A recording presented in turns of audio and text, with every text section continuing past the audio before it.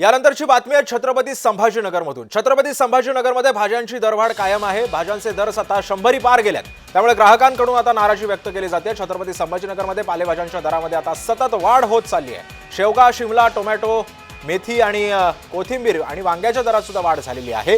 गेल्या 2 ते 3 महिन्यांपासून भाजीपाल्याच्या दरामध्ये सातत्याने वाढ कायम आहे, त्यामुळे सर्वसामान्यांच्या किचनचं बजेट आता चांगलंच कोलमडलंय।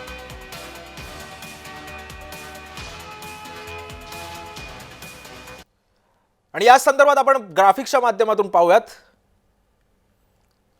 भाजीपाल्याचे दर आहेत। मेथी 20 रुपये जुडी, शेपूची भाजी सुद्धा 20 रुपयांना मिळणार आहे। पालकचे दर आता 15 रुपये जुडी झालेले आहेत, तर पातीचे कांदे सुद्धा 20 ते 25 रुपये प्रति किलो झालेले आहेत।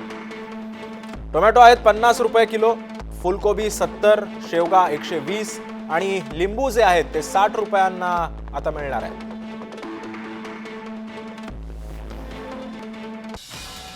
या संदर्भात अधिक माहिती देतात आमचे प्रतिनिधी विजय चिडे सध्या आपल्या सोबत आहे। विजय, अवकाळी पावसाचा भाजीपाल्याला आता फटका बसलेला आहे, काय अधिकचे अपडेट्स आहेत?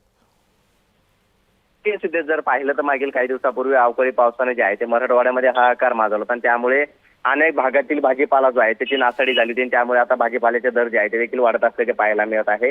मागील 8 दिवसापासून रिमझिम पाऊस जो आहे तो देखील मराठवाड्यामध्ये पडलेला आहे। छत्रपती संभाजीनगरच्या ज्या भागामध्ये सर्वाधिक भाजीपाला घेतला जातो त्या भागामध्ये देखील अवकाळी पाऊस आणि मोठ्या प्रमाणात पावसाने हजेरी लावली। त्यामुळे शेपू असेल, मिरची असेल किंवा मेथीची भाजी असेल याचं देखील मोठं नुकसान जे आहे ते झालं होतं। त्यामुळे अनेक भाजीपाला जो आहे तो देखील सडला होता। यामध्ये कांदा असेल किंवा बटाटे असेल याचं देखील नुकसान झालं होतं। त्यामुळे सध्या बाजारपेठेमध्ये जे आहे ते आता भाजीपाल्याचे दर मोठ्या प्रमाणात वाढले असल्याचे आपल्याला पाहायला मिळत आणि याचा फटका सर्वसामान्यांना जे आहे ते बसला असल्याचं पाहायला मिळत आहे। नक्कीच धन्यवाद विजय, तुम्ही दिलेल्या अधिक माहितीबद्दल।